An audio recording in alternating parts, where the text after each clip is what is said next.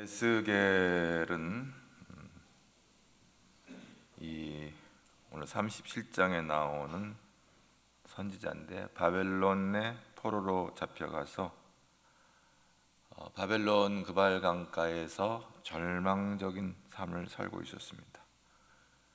그런데 30세가 됐을 때 하나님의 영이 에스겔에게 임합니다.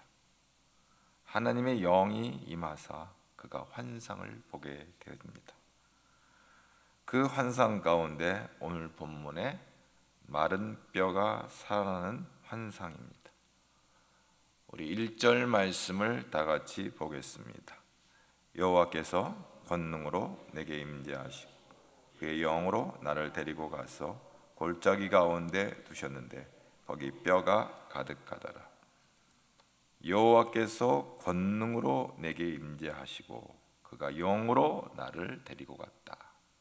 이 권능이라는 말은 뭘까? 대부분 영어 번역본에서는 이 권능을 손으로 번역해요. 그러니까 일반 주류 영역 성경에서는 여호와께서 손으로 내게 임재하시다 이렇게 돼요. 킹 제임스 버전이나 RSV나 NIV나 NSV나 핸드, 하나님의 손이 내게 임했다 이런 말이에요. 야드, 권능의 어떤 파워, 이게 직역이 아니고 야드, 손, 여호와의 손이 내게 내려왔다는 거예요. 그건 이게 뭘 의미할까? 여호와의 손이 내게 내려왔다는 것은 어떤 의미를 담고 있을까? 우리 구약 성경에 여러 부분에 이 용례들이 등장하는데 역대하 20장 6절에 보면은 한번 또 보겠습니다. 함께 역대하 20장 6절 말씀 한번 읽어볼까요? 이르되 우리 조상들의 하나님 여호와야 주는 하늘에서 하나님이 아니시나이까? 이방 사람들의 모든 나라를 다스리지 아니하시나이까? 주의 손에 권세와 능력이 있사오니 능히 주와 맞설 사람이 없나이다. 여기 등장하는 말 가운데 주의 손에 뭐가 있다고요? 권세와 능력, 파워가 거기에 있다 얘기예요. 파워가. 능히 그 힘이 있다면 능히 누가 주와 맞설 사람이 있나? 그런 대상이 없다는 거지요. 이 말씀은 모압과 암몬의 연합군이 유다, 남왕국 유다 왕 여호사밧 왕을 치려고 공격에 들어올 때 여호사밧이 놀래가지고 하나님 앞에 나가서 하나님의 도우심을 구하는 기도입니다. 우리에게는 하나님의 손이 임할 때 승리하는 삶을 살게 되는 것입니다. 여호사밧은 그걸 알았어요. 하나님의 손에 권세와 능력이 있습니다. 하나님 손에 우리에게 임한다고 하신 하나님의 권세와 능력이 우리에게 임한다는 그런 의미를 갖고 있어요. 하나님이 여러분을 붙잡아 주시면, 하나님의 손으로 여러분을 인도해 주시면 여러분은 살게 되는 줄로 믿습니다. 관건은 하나님의 손이에요. 하나님의 손이 나를 붙잡아 주시느냐 아니냐예요. 아무리 세상이 어렵고 힘들고 뭐 죽어 나자빠져도 하나님이 나를 붙잡아 주시면 나는 사는 거예요. 핵전쟁이 나도 나는 사는 거예요. 할렐루야. 오늘 이 세상에 많은 교회들이 믿음의 신앙의 공동체가 무너져 내리고 가정들이 무너져 내리고 나라의 존망이 왔다 갔다 하는 이런 시대에도 하나님이 우리 나라 붙잡아 주시면 살 줄로 믿습니다. 근데 하나님 손 떠나면 죽는 거예요. 아무리 부귀영화 소용없어요. 또 한 가지 하나님께서 말씀하시는 것은 여호와의 영, 이번에는 하나님의 야드, 이번엔 하나님의 권능, 하나님의 손을 얘기했고 또 한 번 나오는 것은 이제 여호와의 영이 나오는 거예요. 여호와의 영이 우리에게 임해야 우리가 살 수 있다는 것인데요, 이처럼 하나님의 손이 임하고 하나님의 영이 나를 이끌면 살고 또 놀라운 일이 일어납니다. 첫 번째 보아야 될 거가 2절에 나와 있어요. 2절 말씀 시작. 나를 그 뼈 사방으로 지나가게 하시기로 본즉 그 골짜기 지면에 뼈가 심이 많고 아주 말랐더라. 하나님의 손이 임하고 하나님 영이 임할 때 처음부터 큰 권능을 받는 게 아닌 것을 보게 되죠. 뭐예요? 보아야 할 것을 보게 되는 거예요. 뭘 봤냐? 마른 뼈를 봤어요. 하나님의 손이 내게 임하고 하나님의 영이 임하면 마른 뼈를 보게 하는 거예요. 우리 환경이죠. 이 뼈가 뭔지 11절에는 뭐라고 했어요? 이 뼈를 11절에는 뭐라고 했나? 한번 또 11절 한번 볼까요? 다 같이 봅시다. 시작. 또 내게 이르시되 인자야 이 뼈들은 이스라엘의 온 족속이라. 그들이 이르기를 우리의 뼈들이 말랐고 우리의 소망이 없어졌으니 우리는 다 멸절되었다 하느니라. 그렇습니다. 이스라엘의 영적인 상태입니다. 뿐만 아니라 정치적으로 표면적으로 이 말씀을 읽을 때는 남왕국 유다가 바벨론의 포로로 붙잡혀 갔기 때문에 정치적으로 국가가 망한 거예요. 멸절되었다 그랬어요. 소망이 없는 거죠. 이스라엘 백성들의 영적인 또 정치적인 그런 상황을 마른 뼈로 이렇게 비유하고 있습니다. 바벨론 압제하에서 고통받고 절망 가운데 아무 소망이 없는 힘없는 유다 백성들을 묘사하고 있는 것입니다. 그래서 이런 절망스러운 상태를 뼈가 말랐다 이렇게 표현하고 있는 것입니다. 이 말랐다라고 하는 이 단어의 그 원형이 아바쉬, 이 뼈들의 상태가 아주 이렇게 말랐다, 절망적이고 소망이 없는 고통스러운 상태를 이렇게 표현하고 있습니다. 그래서 잠언 17장 22절에 그런 말씀이 있어요. 마음의 즐거움은 양약이라도 심령의 근심은 뼈를 마르게 한다. 성경에서 뼈를 마르게 하는 용례를 보면은 잠언 17장의 22절에 아주 명료하게 나와 있어요. 왜 뼈가 말랐나? 근심이 있어서 마르는 거예요. 이거는 나라만 그런 게 아니래요. 우리 인간의 개인도 그래요. 가정도 마른 뼈처럼 말라버리는 가정들이 있고요, 개인도요 마른 뼈처럼 말라버리는 신앙이 있어요. 마른 뼈처럼 말라버린다는 것은 뭐예요? 소망이 없다는 거죠. 절망스러운 거예요. 그러니까 하나님 앞에서 아무 소망 없는 멸절이라는 이 표현 자체가 아주 이 니그자르 누라누 끊어졌다는 거예요. 컷오프 됐다 그랬어요. 여러분 그 영어의 용례에 익숙한 사람들은 그런 거예요. 컷오프 됐다.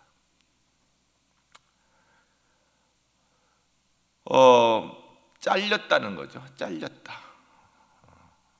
뭐 가끔 뭐 각 당에서 여당이나 야당이나 무슨 대표를 뽑으면은 후보들이 많이 나오잖아요. 근데 그 다 선거 못 하고 컷오프를 한다고 그러잖아요. 한 두세 명 남겨놓고 자른다는 거죠. 후보에서 그 다 놓고 투표하기가 어려우니까 유력한 후보들로 압축을 해가서 할 때 쓰는 말이 컷오프라는 말을 쓰는 거예요. 멸망한다는 건데 이 말은 히브리어 원어에서 이 단어는 멸절이라고 하는 이 말은 멸망인데 결국은 하나님 앞에 망한 인생이 되는 거죠. 이 망하는 인생이 어떻게 컷오프 됐는지 역대하 26장 21절 한번 또 거기 또 컷오프 되는 얘기가 나오는데 한번 다 같이 26장 21절 말씀 또 봅니다. 우시야 왕이 죽는 날까지 나병 환자가 되었고 나병 환자가 되매 여호와의 전에서 끊어져 별궁에 살았으므로 그 아들 요담이 왕궁을 관리하며 백성을 다스렸더라. 대행 체제가 됐는데 어떤 일이 벌어졌냐면 우시야 왕이 교만 방자해가지고 하나님 앞에서 자기가 할 일과 제사장이 할 일을 구별 못하고 나대다가 문둥병 걸려요. 나병 환자가 돼요. 여러분 교회 안에서 자기 신분 모르고 나대면 안 돼요. 자기 역할, 직분 잘 구별해 가지고 자기 해야 할 일들을 잘 감당해내야지. 자기가 뭔 일을 하는지도 모르고 나대다가 이 우시야 왕 꼴날 때가 있어요. 여호와의 전에서 끊어져 버렸다 그랬어요. 여호와의 전에서 컷오프 돼 버렸어요. 나병에 걸리니까, 나병이라고 하는 것은 구약 시대에서는 이거는 하나님의 천형이에요. 천형. 나병에 걸렸다는 말은 뭐냐면 하나님께 버림받았다는 거예요. 그러니까 이런 전통 때문에 신약 시대에 와가지고 무슨 병 걸리면 다 죄인으로 이렇게 취급을 했는데, 또 예수님께서 새로운 해석을 하죠. 하나님께서 놀라운 일을 행하실 계획이 있다, 이렇게 또 말씀하시면서 하나님의 역사를 보여주는데, 어쨌든 역대하 26장 21절에 우시야 왕이 자기가 왕이라고 껍죽껍죽거리다가 나병 걸려가지고 여호와의 전에서 끊어졌다는 건 뭐예요? 하나님의 은혜로부터 떨어져 나가는 인생이 되는 거예요. 그건 죽는 거예요. 여호와의 전을 올 수가 없어요. 물론 이번에 뭐 코로나 때문에 자발적으로, 물론 이제 교회에서 처음 시작할 때 뭐 몇 명, 정부에서도 이제 그 코로나 관리 때문에 그 컷오프 시켰잖아요. 예배 숫자를. 아니 뭐 10,000명 들어가는 교회나 50명 들어가는 교회나 뭐 12명만 예배드리라, 이런 말도 안 되는 컷오프가 있었어요. 불과 2-3년 전에 일부 그거 어느 교회에서는 그 소송 걸어서 승소하기도 했는데, 좀 무지몽매한 일들이 대명천지에 일어나요. 그런데 이 우시야 왕은 하나님 앞에서 까불다가 나병에 걸려서 하나님의 은혜에서 끊어져 버렸다. 물론 코로나 때문에 스스로 컷오프 되는 인생들 얼마나 많아요. 지금 다 나부러져, 마른 뼈처럼 나부러져 가지고 지금 코로나가 진정되고 있음에도 불구하고 교회에 나와서 예배해야 될 생각도 안 하고 있어요. 지금 마른 뼈처럼 날부러져 가지고. 교회 오면 무슨 코로나 걸립니까? 이제 뭐 나는 뭐 마스크 쓰는 거 자율에 맡긴다 하지만, 이제 상징적인 의미로 이제 5월부터는 다 마스크를 벗는 거가 좋겠다, 이런 생각을 합니다. 시편 88편의 5절에 또 끊어지는 컷오프 되는 얘기 나오는데 같이 볼까요? 시작. 죽은 자 중에, 시편 88편 5절 다 같이 봅니다. 죽은 자 중에 던져진 바 되었으며 죽임을 당한 무덤에 누운 자 같으니이다. 주께서 그들을 다시 기억하지 않으니 그들은 주의 손에서 끊어진, 소망 없어요. 주의 손에서 끊어지면 아무 소망 없는 거예요. 하나님의 줄을 놓친 사람들이죠. 세상에서 출세하려면 줄을 잘 잡아야 된다는 속된 말이 있어요. 줄 잘 잡아야 돼. 그런데 하나님 앞에서 줄이 끊어져 버리면 이건 망하는 인생 되는 거예요. 천국 백성으로서 승리하며 살려고 하면 하나님의 손을 꼭 잡아야 돼요. 주님여 내 손을 꼭 잡고 가소서, 이 찬양 있잖아요. 주의 손에 꼭 붙잡혀야 돼요. 아멘. 하나님께 끊어진 자들의 특징이 뭐예요? 예배 감격이 사라져요. 예배 드리고 싶은 마음이 없어져요. 이건 하나님에서 끊어진 사람들이에요. 막 예배를 드리기를 원해요. 주일이 기다려지고요, 예배가 사모되면 이건 하나님 손에 붙잡힌 사람들이에요. 근데 예배를 드리자 그래도 시큰둥, 뭐 예배 뭐 또 뭐 오늘만 예배 드려, 다음 주 뭐 예배 드리지 뭐. 예배에 감동이 없고 감격이 없으면 마른 뼈가 되는 거예요. 말씀에 감격이 사라져요. 말씀, 전에는 말씀 성경을 읽고 필사하면 은혜가 되고 손가락이 부러지듯 아파도 말씀 쓰는 것이 재미있고 꿀송이처럼 달고, 야 이래서 이게 말씀이 꿀송이처럼 달다는 얘기구나. 말씀이 사모가 되고 유튜브에서 주일날 설교 듣고 또 제방 듣고 3방 듣고 4방 하는 사람들도 있는데, 마른 뼈가 되면 말씀이 그게 뭐야? 그게 나와 뭔 상관이 있어? 성경에 대해서 무심해지는 거예요. 눈물도 사라져요. 제가 지난 고난 주간에도 기도할 때 말할 수 없는 그 마음속에서부터 올라오는 그 감동이 있어요. 나를 위해서 피 흘리신, 십자가 피 흘리신 그 주님에 대한 그 감동이 있어요. 눈물이 있어요. 기쁨이 있어요. 부활의 기쁨이 있어요. 부활절? 뭐하는 절기인데? 요즘 엉뚱한 이단들이 이 부활절에 유월절 지킨다고 헛소리하는 참 가당치도 않은 또 어머니 하나님 섬기는 그것도 이단 하나 있잖아요. 하여간 우리나라는 천국이야. 이단 천국. 어떤 분들도 다 나 재림 예수야 그러면 뭐 감옥에 가두는 일이 없어. 헛소리 하는가 보다 하고 이제 그냥 지나가지. 저 인생이 왜 저래?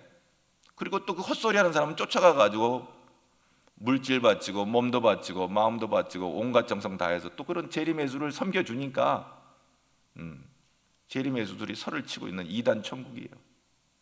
안타까운 일이 아닐 수가 없어요. 마른 뼈와 같은 그런 형국이 돼버렸어요. 요한계시록 3장 17절에 보면 하나님께서 그런 말씀하세요. 내가 말하기를 나는 부자라 부유하고 부족한 것이 없다 하나 내가 곤고한 것과 가련한 것과 가난한 것과 눈먼 것과 벌거벗은 것을 알지 못하는다. 나는 부자다, 풍족하다. 물론 물질적으로 부유할 수 있어요. 그러나 영적인 상태가 가련하고 가난하고 눈먼고 벌거벗은 그런 영적인 상태가 있는 거예요. 그 마른 뼈죠. 마른 뼈. 여러분, 이단 얘기 나와서 좀 부언하면요, 그러니까 이단이 그래요. 우리는 그 이단들이 한때는 그 어떤 요즘 나온 유력한 이단 중에 하나는 구원받기 위해서 전도하라는 거예요. 이게요, 종이장 하나 같지만요 아주 재미있는 표현이에요. 우리는 구원받아서 전도하는 거예요. 할렐루야. 이거 굉장히 중요한 포인트예요. 잊지 마세요. 야, 너희들이 구원받으려면 전도를 많이 해야 돼. 14만 4천을 세워야 돼. 처음 초창기 때 힘없고 무력할 때 그 이단을 부흥시키려니까 그런 헛된 교리를 한 거예요. 구원받으려면은 전도를 해야 된다고요? 그래서 자기 구원의 스폰서를 세워야 된다고요? 말도 안 되는 얘기. 우리 정통은 뭐예요? 구원받았기 때문에 감격해서 그 예수 전하는 게 전도예요. 할렐루야. 이게요, 인간 자기를 섬기는 우상이네. 다 자기를, 물론 똑같아요. 예수님이 나를 위해서 죽으시고 나를 위해서 살아나셨어요. 거기서 머물면 우리는 주를 위해서 살고 주를 위해서 죽어야 돼요. 그런데 이게 어떻게 거꾸로 돼요. 다 거기까지는 다 맞아요. 나를 위해서 예수님 죽으시고 나를 위해서 예수님 살아나셨어요. 그럼 우리는 이제 주를 위해서 살고 주를 위해서 죽어야 되는 거예요. 근데 모든 인간들은요, 교주를 섬기는 것 같죠. 내가 가만히 분석을 해보니까 교주를 섬기는 게 아니더라고요. 자기를 섬기더라. 음란한 자기, 이기적인 자기를 섬기라. 왜 거기서 코 박고 들어가는데 무슨 거기에 가서 드려지는 요즘 나오는 제이메스 같은 그 교리들도 굉장히 음란한 교리들을, 그러니까 음란하니까 그런 교리들을 좋아하고 쫓아가는 거죠. 뭐 더 이상 얘기할 건 없고 마른 뼈가 되는 거예요. 마른 뼈. 그러면 이 마른 뼈 어떻게 두고 볼 수 있나? 두고 볼 수 없어요. 첫 번째 질문이 뭐예요? 3절 말씀 다 같이 볼까요? 시작. 그가 내게 이르시되 인자야 이 뼈들이 능히 살 수 있겠느냐 하시기로 내가 대답하되 주 여호와여 주께서 아시다. 자, 첫 번째 질문은 마른 뼈가 살아날 수 있는 거고, 이제 두 번째 또 질문을 에스겔이 하는데 뭐냐면, 에스겔이 하는데 마른 뼈가 살아나기 위해서는 어떻게 해야 할 건가? 이 솔루션이 나오는데, 먼저 해야 될 것은 마른 뼈가 살아날 수 있겠느냐. 이 널브러져 가지고 코로나 핑계 대고 또 뭐 여러 가지 무슨 하여간 세상에 이 모든 이 인본주의적인 이런 철학을 갖고 하나님의 교회를 핍박하고 대적하는 이 마른 뼈 같은 인생들이 이거 어떡하나 살아날 수 있겠냐. 근데 에스겔의 대답은 아주 좀 지혜로워요. 뭐냐? 주 여호와여 주께서 아시나이다. 하나님께서 이 절망스러운 상태에 있는 이스라엘 족속들이 살아날 수 있겠느냐고 물을 때 에스겔의 대답은 주께서 아시나이다. 이렇게 참 지혜로워요. 왜 지혜롭냐? 얘기를 들어보면 알아.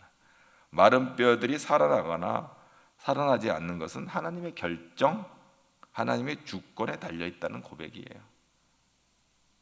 결코 회복을 기대할 수 없어요, 지금. 그런데 이러한 상황에서 선지자는 하나님의 전능하신 능력을 신뢰하는 거죠. 그리고 하나님이 능히 살릴 수 있다 하는 것을 고백하는 것입니다. 하나님의 주권입니다. 다시 말해서 하나님의 주권은 무슨? 하나님이 손 안에 있다. 하나님 손 안에 있습니다. 하나님이 살리시면 살리고 죽이시면 죽는 겁니다.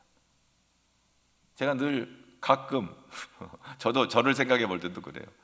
나이가 50이 넘어가면 아무리 설교를 들어도 변화되기가 쉽지 않다. 이건 거의 진리에 가까워요. 왜냐하면 내가 지금 참, 저는 그때 신학생 때는 20대 때 이 말을 우리 설교학 교수가 할 때, 에이, 아유, 하나님이 어떤 분인데 뭐 50이 뭔데 50 넘어가면, 그러니까 굳어져 버린다는 거예요. 사람이 생각도 굳어져 버리고 이 수용성이 떨어지니까 자기가 본 것만 보고 자기가 아는 것만 알고 자기가 신뢰하는 것만 신뢰하는 거예요. 한다는 그 말이거든요. 그러니까 설교를 들어도 한 귀로 듣고 한 귀로 흘려버리고 좋은 말 했네 하고 그냥 문 열고 나가는 거. 제목 잃어버리는 것은 뭐 당근이고 오늘 설교 제목이 뭐더라? 잃어버린 건 당근이야. 그거는 뭐 그리고 내용은 뭐 까마득히 그냥 한번 투어하는 거야. 그래서 내가 그 교수님이 아주 유명한 우리 설교학 교수님, 사람이 50 넘어가면 말이지, 설교학 교수가 얘기한 게 아니라 교육학 교수. 설교학 교수는 변화된다고 하죠. 설교학 교수가 변화 안 된다면 설교를 뭐하러 해? 내가 말 실수했는데 교육학 전공 교수가 그러더라. 인간 발달을 연구한 교육학 교수가 50 넘어가면 인간들이 굳어가지고 뭔 말을 해도 안 듣는다는 거야. 지가 보고 지 생각만 고집한다는 거지. 어떻게 죽는 거지 뭐. 그런데 오늘 에스겔이 주님 손 안에 있습니다. 나는 그런데요, 목사니까 나 그렇게 생각 안 해요. 변화될 수,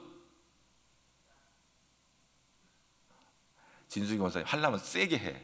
뒤에서 뭔 말을 있단지 없단지 알지는 못하잖아. 변화될 수 있다. 아멘.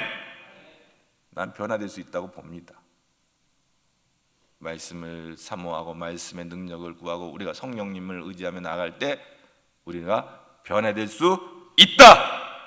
마른 뼈 같은 인생들도 살아날 수 있다. 어떤 사람들은 나의 인생이 여기에서 끝이라고 말할 수 있습니다. 그러나 끝이라고 여겨지는 거기서부터 새롭게 시작한다. 인간의 끝 안에 하나님의 새로운 시작이 있다. 그래서 마른 뼈는 살아날 수 있다는 거죠. 어떻게 살아나느냐? 자, 4절에 그 말이 있어요. 어떻게 살아나는지 4절 말씀 또 한번 봅시다. 4절 말씀 다 같이 시작. 또 내게 이르시되 너는 이 모든 뼈에 대언하여 이르기를 너의 마른 뼈들이 여호와의 말씀을 마른 뼈가 살아날 수 있는 방법은 하나님의 말씀을 듣는 거예요. 할렐루야. 마른 뼈 같은 사람을 살릴 수 있는 방법은 하나님의 말씀을 전하는 거예요. 시편 107편 20절에 이런 말씀입니다. 자, 시편 110 다 같이 봅시다. 시작. 그가 그의 말씀을 보내어 그들을 고치고 위험한 지경에서 건지셨다. 말씀을 보내어 그들을 어떻게 한다고? 고치시고 또 어떻게 한다고? 건지시고. 할렐루야. 위험한 위경 가운데서 말씀이 우리를 고치고 말씀이 우리를 건져낸다. 말씀이 마른 뼈를 살려내네. 더 구체적인 방법이 5절 6절에 나와. 그럼 어떻게 말씀이 역사하나? 5절 또 시작. 에스겔 37장 5절 시작. 주 여호와께서 이 뼈들에게 이같이 말씀하시를 내가 생기를 너희에게 들어가게 하리니 너희가 살아나리라. 아멘. 그 다음에 6절 시작. 너희 위에 힘줄을 두고 살을 입히고 가죽으로 덮고 너희 속에 생기를 넣으리니 너희가 살아나리라. 또 내가 여호와인 줄 너희가 알리라 하셨다 하라. 생기가 뭐냐? 루하우는 여러 가지 뜻이 있어요. 영, 이게 이제 무엇의 영, 이제 하나님의 영 하면 이게 성령을 말하는 거예요. 사람의 영도 있거든요. 사람의 루하우도 있어요. 그러니까 소유격으로 나올 때 이 영이 성령인 하나님의 성령을 말할 때가 많아요. 주의 영이 임하시면 뭐 하나님의 영이 뭐 여호와의 영이, 이거 다 성령에 대한 이야기. 그런데 이게요, 호흡, 숨, 우리가 살려면 숨을 쉬어야 되잖아요. 루아가 숨, 또 바람, 뭐 이런 호흡, 뭐 이런 뜻도 있어요. 그래, 이 본문에서 루아는 그냥 생기라고 그랬어요. 이게 뭐냐면 숨, 이 육신이 살아나면 숨을 쉬게끔 한다는 거죠. 어떤 사람은 이건 하나님의 영이다 이렇게 하지만 여기서는 하나님의 영, 이 여호와가 수식어가 없기 때문에 그냥 루하라고 표현하는 게 맞고요. 자, 그런 용례가 성경에 들어있어요. 그냥 단독으로 루하라는 말이 썼을 때 이게 생명, 호흡에 관련된 말도 있어요. 시편 146편 4절 말씀을 한번 또 보겠습니다. 시작. 시편 144 시작. 그의 호흡이 끊어지면 흙으로 돌아가서 그날에 그의 생각이 여기서 호흡은 루하를 이렇게 말했어요. 루하, 호흡, 숨 쉬는 거. 이걸 하나님의 영으로 해석하면 이 말이 이상하게 돼버려요. 여기서는 그의 호흡으로 루하를 호흡이라고 번역을 했어요. 오늘 우리 1절에서는 여호와의 영이라고 번역을 했지만 이게 시편 146편에서는 호흡, 생명, 숨 쉬는 거. 이 숨 쉬는 게 끊어지면 흙으로 돌아간다. 그리고 물론 이 여호와의 영, 성령은요 생명의 영이에요. 생명의 영. 로마서 8장 2절 있으면 한번 봅시다. 로마서 8장 2절 다 같이 시작. 이는 그리스도 예수 안에는 생명의 성령의 법이 죄와 사망의 법에서 너를 해방하였느니라. 생명, 그런 생명의 의미다. 그러면 여러분 생명은 누구예요? 생명은 누구예요? 예수 그리스도. 생명의 성령의 법. 성령은 생명의 성령의 법인데 생명이 누구냐 이 말이에요. 우리는 예수 그리스도예요. 예수 그리스도가 생명이에요. 말씀을 들으면 나의 머리끝에서 발끝까지 살리는 힘이신 예수 그리스도가 우리 안에 들어오시면 우리는 사는 거예요. 할렐루야. 말씀이 육신이 되어 우리 가운데 거하시는 예수 그리스도. 나는 생명이다. 내가 생명이라고 말씀하시는 예수 그리스도. 예수 그리스도가 우리 안에 거하면 우리는 사는 거예요. 자, 그래서 예스겔 37장 12절 13절 또 볼까요? 13절 시작. 그러므로 너는 대언할 그들에게 이르기를 주 여호와께서 이같이 말씀하시를 내 백성들아 내가 너희 무덤을 열고 너희를 거기서 나오게 하고 이스라엘 땅으로 들어가게 하리라. 13절 내 백성들아 내가 너희 무덤을 열고 너희 거기에서 나오게 한즉 너희는 내가 여호와인 줄.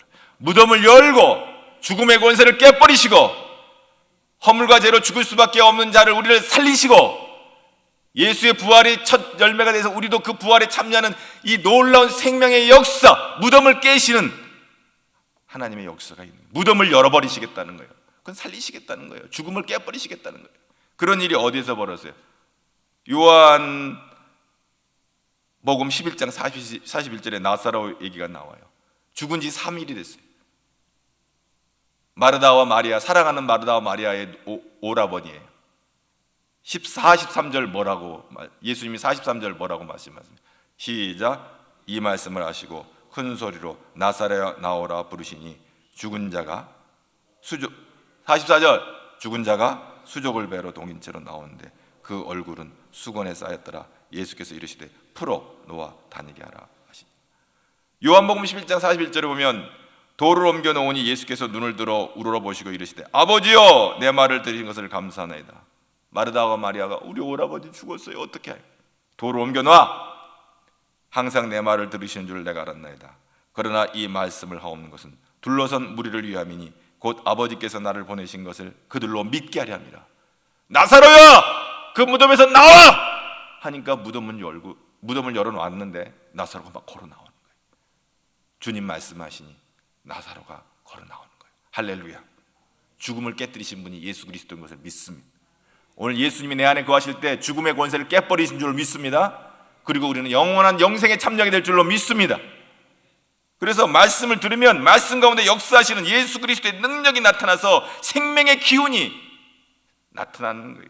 죽었던 마음도 살아나고 죽었던 소망도 살아나고 죽었던 몸도 살아나고 죽었던 하나님과 관계도 회복되고 할렐루야. 그렇습니다. 왜 그래요? 요한복음 14장 6절에 뭐래요? 내가 생명이다. 요한복음 14장 6절에 말해요. 내가 생명이다 그랬어요. 내가 생명. 예수님께서 생명이기 때문에 요한복음 11장 25절에 예수님은 부활이요 생명이 그를 믿는 자는 죽어도 살겠고 살아서 믿는 자는 영원히 죽지 아니하리라. 하나님의 영생에 참여하게 될 줄로 믿는 것입니다. 생명 대신 예수님 우리 안에 들어올 때 그 생기는 이게 뭐야, 바람이야, 뭐야. 예수님이 내 안에 오시면 사는 거예요. 또 예수님이 또 명령을 하세요. 7절, 30장 7절 다 같이 봅니다. 이에 내가 명령을 따라 대언하니 대언할 때 소리가 나고 움직이며 이 뼈 저 뼈가 들어맞아 뼈들이 서로 연결돼. 예언이 선포되자 두 가지 사건이 일어나요. 첫째는 소리가 났어요. 여러분, 말씀을 들으면 소리가 나기 시작해. 살아났다는 증거예요. 반응이 있는 거예요. 말씀을 들으면 뼈와 뼈가 맞붙기 시작해요. 조각난 뼈들이 맞붙기 시작해요. 그래서 놀라운 역사가 일어나는 거예요. 우리의 흐트러졌던 깨어졌던 생각들이 조각 맞춰질 때 예수가 진리인 것을 알게 되고 예수가 생명인 것을 알게 되고요. 할렐루야. 9절 10절 또 봅시다. 시작. 에스겔 9절 10절 시작. 또 내게 이르시되 인자야 너는 생기를 향하여 대언하라. 생기에게 대언하여 이르기 주 여호와께서 이같이 말씀하시기를 생기야 사방에서부터 와서 이 죽음을 당한 자에게 붙어서 살아나라 하셨다 하라. 이에 내가 그 명령대로 대언하였더니 생기가 그들에게 들어가매 그들이 곧 살아나서 일어나 서는데 극히 큰 군대더라. 여기 생기는 루아어는 또 바람으로 낭장해요. 사방에서 불어오라고 그래서 이 생기 보고 사방에서부터 불어 이게 붙어서 불어서 살아나게 하라. 여기 지금 에스겔 30장 9절 한 번 더 읽고 들어갑시다. 시작. 또 내게 이르시되 인자야 너는 생기를 향하여 대언하라. 생기에게 대언하여 이르기를 주 여호와께서 이같이 말씀하시 생기야 사방에서부터 와서 이 죽음을 당한 자에게 불어서 어떻게 해서 살아나라고요? 불어서 살아나게 하라 하셨다. 이 생기가요 루하가 여기 생기가 루하인데 여기도 바람, 이 생기가 이제 바람이라는 뜻인데 이 바람이라는 용례가 있어요. 구약에는 물론 우리는 성령의 바람이라고 쓰기도 하죠. 성령의 바람, 좋은 바람이에요. 이 바람이 불어오면 잃어버린 영혼들 살아나고 교회가 부흥되는 거예요. 왜냐하면 사도행전 2장에 보면은 오순절 사건에 성령이 강하고 급한 바람으로 묘사되고 있거든요. 제자들이 성령 충만 받아 나가 복음 전할 때 예수 믿는 놀라운 구원의 역사가 나타나고 또 요한복음 3장 8절에도 예수님의 성령을 바람에 비유하기도 해요. 바람이 요한복음 3장 8절 한번 봐요. 예수님이 또 성령을 바람에 비유해요. 뭐라고? 자 시작. 바람이 임의로 불매 내가 그 소리는 들어도 어디서 와서 어디로 가는지 알지 못하더니 성령으로 난 사람도 다 그런 바람을 비유해가지고 성령을 설명을 해요. 근데요 민수기 11장에 보면요 이스라엘 백성들에 대한 얘기가 재밌는 얘기가 나오는데 거기 백성들 울고 있어요. 막 울고 있는 거예요. 그러니까 모세가 너희들 왜 울고 있냐? 이제 민수기 11장의 4절 5절에 보면 내가 이 공동 번역이기 때문에 이건 내가 여러분한테 공동 번역으로 읽어볼게요. 그 가운데 섞여 살던 외국인들이 먹을 것이 없다고 불평을 하자 이스라엘 백성도 다시 우는 소리를 했다. 아, 고기 좀 먹어봤으면. 에집트에서는 공짜로 먹던 생선, 오히, 참외, 부추, 파, 마늘이 눈앞에 선한데 지금 우리는 먹을 것이 없어 죽는구나. 여기 이 말이 더 참 재밌어. 보기만 해도 지긋지긋한 이 만나밖에 없다. 아니 이스라엘 백성들이 이 광야에서 진짜 먹을 거 없는 그 광야에서 하늘에서 만나를 내려서 이 늘 일용할 양식을 만나를 공급해 주는데 이제 그 처음에는 야 이게 뭐야? 만나가 그 뜻이죠. 이게 뭐야? 그런데 그 얼마나 큰 은혜에서 먹을 것이 없는 세대에 만나가 쏟아지니까 그때는 은혜 받아가지고 좋다고 하던 인생이 먹다가 이제 뭐냐? 아유 이 지긋지긋한 만나밖에 없다. 여러분 하나님 매일 주시는 은혜에 감사할 수 있길 바랍니다. 아유 이 지긋지긋 이러면 안 되는 거예요. 이 지긋지긋한 만나밖에 없다는 거예요. 얼마나 아니 처음에는 막 먹을 것이 없을 때는 그냥 아유 이게 뭐야 하고 은혜 받았을 때가 있었단 말이에요. 근데 이게 말이지 먹다 보니까 이것도 물려가지고 이 지긋지긋한 만나밖에 없다 그래. 그래서 결국 모세가 우는 이유가 물어보니까 고기를 먹고 싶다는 얘기예요. 고기. 그러니까 모세가 하나님 앞에 기도하는 거예요. 민수기 12장 13절 14절에 하나님 앞에 기도하는데 이 모든 백성에게 줄 고기를 내가 어디서 얻으리까? 모세가 하나님께 그렇게 탄식하는 거예요. 아니 쟤네들이 좀 고기 먹고 싶다는데 이 모든 백성에 줄 고기를 내가 어디서 얻으리까? 그들이 나를 향하여 울며 이르되 우리에게 고기를 주어 먹게 하라 하온즉 책임이 심히 중하나 나 혼자는 이 모든 백성을 감당할 수 없나이다 하고 이제 하나님 앞에 이렇게 모세가 기도를 하는 거예요. 그러니까 자, 민수기 11장 18절에 19절 20절까지 하나님께서 어떻게 말씀하세요? 같이 봅시다. 이거는 자, 18절부터 시작. 또 백성에게 이르기를 너희의 몸을 거룩케 하여 내일 고기 먹기를 기다리라. 너희가 울며 이르기를 누가 우리에게 고기를 주어 먹게 하랴. 애굽에 있을 때에 우리에게 좋았다 하는 말이 여호와께서 들렸으므로 여호와께서 너희에게 고기를 주어 먹게 하실 것이라. 하루나 이틀이나 닷새나 열흘이나 20날만 먹을 뿐 아니라 냄새도 싫어하기까지 한 달 동안 먹게 하시리니 이는 너희가 너희 중에 계시는 여호와를 멸시하고 그 앞에서 울며 이르기를 우리가 어찌하여 애굽에서 나왔단가 함이라 하라. 그래서 하나님께서 그래 고기 준다. 그것도 언제 주냐? 내일 준다. 아니 어떻게 그렇게 급하게 고기가 공급될까? 그것도 하루 것도 아니에요. 이틀 것도 아니에요. 닷새 것도 아니에요. 열흘 것도 아니에요. 20날만 먹을 뿐 아니라 뭐라고 그랬어요? 냄새가 싫어하기까지 내가 물리도록 내가 고기 준다. 하나님은 아주 이복일 집사님 굉장히 행복해 하시네요. 이 고기 얘기만 나오면 우리 이복일 집사님은 아주 좋아하시더라고. 뭐 고기 싫은 사람은 없죠. 내가 물리도록 내가 줘버린다. 그런데 의문이 생기는 거야. 아무리 믿음 좋은 아니 그거 한 달치 고기를 어디서 이게 무슨 색이야? 아니 이 모세가 또 아니 주면 아멘 하면 되는데 아니 한 달치를 어디서 주신다는 거야? 또 따져. 아이 나 인생들 진짜 징그러워. 아 주시면 그건 하나님이 주시겠다는데 어떻게 주실 건데요? 또 궁금한 거야. 그러니까 하나님이 모세에게 이놈 새끼 내가 고기 준다 그러면 그냥 받을 줄 알지 뭘 하고 꽉 꾼밤을 주는 게 아니라 11장 23절 다 같이 한번 또 봅시다. 23절 다 같이 시작. 여호와께서 모세에게 이르시되 여호와의 손이 짧으냐? 내가 이제 내 말을 너에게 응하는 여부를 보리라. 공동 번역으로 읽으면요 민수기 11장 23절이 여호와께서 모세에게 야훼의 손이 짧아서 못할 일이 있겠느냐? 나의 말이 그대로 이루어지는지 이루어지지 않는지 곧 볼 거야.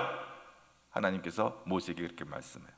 다음 날 하나님이 응답하셨는데 어떻게 응답하셨는지 짠 31절 다 같이 봅시다. 31절을 보면 시작. 바람이 여호와께서 나와 바다에서부터 메추라기를 몰아 진영 곁 이쪽 저쪽 곧 진영 사방으로 각기 하루길이 되는 지면 위에 2규빗쯤 내리게 하여.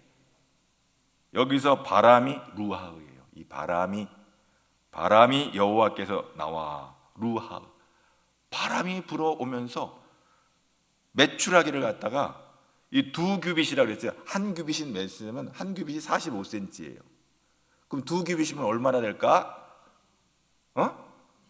90. 아니 제일 노인께서 답을 하시네. 아니 젊으신 분들은 이렇게 답이 아주 오늘 목사님 뭐 하시나 하고 지금 뭐 1m 정도의 2규빗이면 뭐야? 1m 정도로 얼마나 넓이에요? 하루길이면 얼마나 되는 거야? 그냥 니들 물리도록 먹어라. 그냥 루하 바람이 불어와. 너희들 먹고 싶을 때는 먹어. 바람이 불자 메추라기 떼가 날아와서 200만 명이 한 달 동안 실컷 먹게 되는 고기가 주어지는 거예요. 우리 교회 부흥도 마찬가지예요. 성령의 바람이 불어오면 어떻게 부흥된대요? 갑자기 하나님의 진리의 말씀과 성령의 바람이 불어오면 마른 뼈가 변하여 뭐가 된다? 10절 다 같이 봅시다. 10절 아이고 10절 읽고 끝내야겠다. 10절 시작. 이에 내가 그 명령대로 되어 생기가 그들에게 들어가 그들이 곧 살아나 크게 큰 군대가 되리라. 아멘. 이게 참된 부흥입니다. 여러분 루하 바람이 불어오면 사방에서 바람이 불어오면 고깃대를 몰아오는 것 같이 하나님께서 사방에서 루하 성령의 바람이 불어오면 우리 가디엘 중앙교회가 생각지도 못한 놀라운 일들이 우리 가재중앙교회에서 일어날 줄로 믿습니다. 지난주에 아동부에 놀라운 일이 벌어졌어요. 어떤 아이 하나가 6명을 전도해가지고 왔어요. 6명이야 7명이. 박형수 권사님 몇 명이에요? 아니 그러니까 몇 명을 누가 전도를 했다 이거죠. 그래가지고 제일 많이 왔죠. 금년 들어서 제일 많이 왔죠. 이번 주까지 제일 많이 온 거예요. 다음 주는 더 많이 올 거예요. 할렐루야. 예. 계속 그래. 우리 아동부 생긴 일에 제일 많이 왔는데 이러면 안 돼. 다음 주는 더 많이 올 거야. 그럼 뭐 청소년부는 그러면 굿이나 먹고 떡이나 먹을 거야? 어떡할 거야? 예? 뭐 아동부는 부흥하는가 보다. 야 우리 청소년부도 부흥할 줄로 믿습니다. 그럼 뭐야? 유치부는 그러면 떡이나 먹고 굿이나 먹을 거예요? 아니 요즘 애도 안 낳는데 애가 어디서 와요? 성령의 바람이 불어오면 루아가 역사하면 원근 사방에서 하나님 어린 생명들이 메추라기를 몰아오듯이 하나님께서 역사할 줄로 믿습니다. 할렐루야. 우리 가족교회 빈자리들 고민할 거고 근심할 어떻게 이런 일이? 모세 어떻게 이런 일이? 내가 손이 짧아서 이 일을 못하겠느냐? 하나님께서 역사할 줄로 믿는 것입니다. 우리 가젤중앙교회가 믿음의 공동체가 돼 하나님의 군대가 돼서 원수마귀 물리치고 흑암의 세력 물리치고 죽어가는 영혼 살리고 마른 뼈 같은 영혼 살리고 하나님께 영광 돌리는 저와 여러분 되기를 주의 이름으로 축복합니다. 이 일을 능히 우리 가젤중앙교회가 감당할 수 있을 줄 믿습니다. 유치부, 아동부, 청소년부, 청년부, 요즘 청년부가 어디 교회 나와 부흥될 줄로 믿습니다.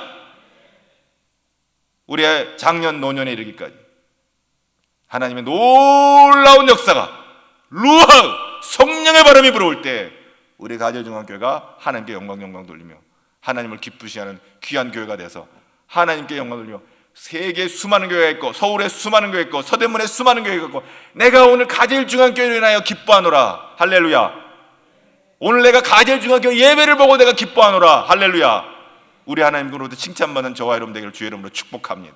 하나님 감사합니다. 오늘 또 이 아침에 우리를 불러주셔서 주 앞에 예배하게 하시고 주의 말씀 듣게 하셨으니 마른 뼈 같은 우리 가정들, 개인들, 나라와 이 백성들이 마른 뼈같이 널브러져 있는 이 코로나 핑계대고 쓰러져 있는 이 영혼들이 하나님의 놀라운 생명의 말씀으로 인하여 하나님의 영으로 말미암아 성령의 바람이 불어와서 우리 영을 살리고 우리 교회가 살아나고 우리 가정과 교회와 개인과 모든 삶이 살아나며 하나님께 영광 돌리는 가젤중앙 큰 군대가 되게 하여 주시옵소서.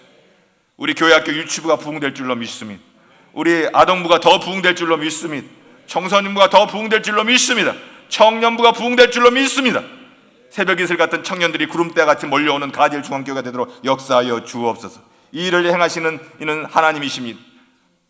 하나님의 손이 짧아서 못하는 것이 아닌 것을 우리가 아오니 하나님 역사하여 주옵소서.